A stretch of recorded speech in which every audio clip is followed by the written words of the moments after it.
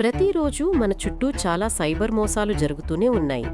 Cyber criminals ఏదొక కొత్త మార్గాల్లో సైబర్ మోసాలకు పాల్పడుతున్నారు.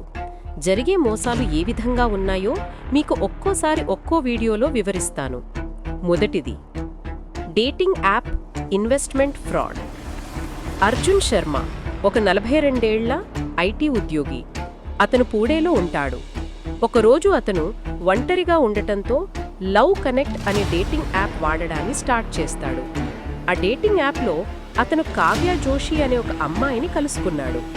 కావ్య ఇంకతనికి మంచి స్నేహం కుదిరింది. ఒకరోజు కావ్య తనకు ఒక వృద్ధాశ్రమం నిర్మించడం ఒక పెద్ద కలగా ఉందని, అది అర్జున్ తండ్రి పేరుపై ఉండాలని చెప్పింది. దీన్ని విని అర్జున్ మనసు కదిలిపోయాడు. ఈ విషయం విన్న అర్జున్ కావ్యపై నమ్మకం పెంచుకున్నాడు. తరువాత అర్జున్ తను ఏం చేస్తుందని అడగగా ఆమె, నేను స్టాక్ మార్కెట్ ఇన్వెస్టర్ని, మంత్లీ బాగానే సంపాదిస్తాను అని చెప్పింది. అప్పుడు కావ్య, నీకు కూడా ఇంటర్నేషనల్ స్టాక్ మార్కెట్లలో పెట్టుబడి చేయడానికి ఓ మంచి ఆపర్చునిటీ ఉందని చెప్పింది. ఇది సురక్షితమైనదని, మంచి లాభాలు వచ్చే అవకాశం ఉందని చెప్పింది. ఆ మాటలన్నీ విన్న అర్జున్ తన మీద నమ్మకంగా నేను కూడా ఇన్వెస్ట్ చేస్తాను అని చెప్పాడు.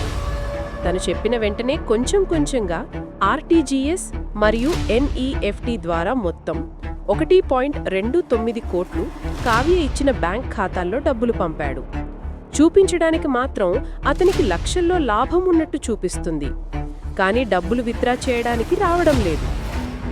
ఇది తెలిసి అతను కావ్యకి ఫోన్ చేశాడు, కానీ తన ఫోన్ లిఫ్ట్ చేయలేదు. ఆ తర్వాత తను ఎన్నిసార్లు కాల్ చేసినా కావ్య ఫోన్ కలవలేదు. ఇదంతా మోసమని తెలుసుకున్న అర్జున్ చాలా బాధపడ్డాడు. ఆ తర్వాత అతను పూణే సైబర్ క్రైమ్ పోలీసుల దగ్గర ఫిర్యాదు చేశాడు. అక్కడున్న పోలీసు వారు, ఇలాంటి మోసాలు చేసేవారు చాలా మంది ఉన్నారు, తెలియని చోట డబ్బులు పెట్టట్టు అని చెప్తూనే ఉన్నామంటారు.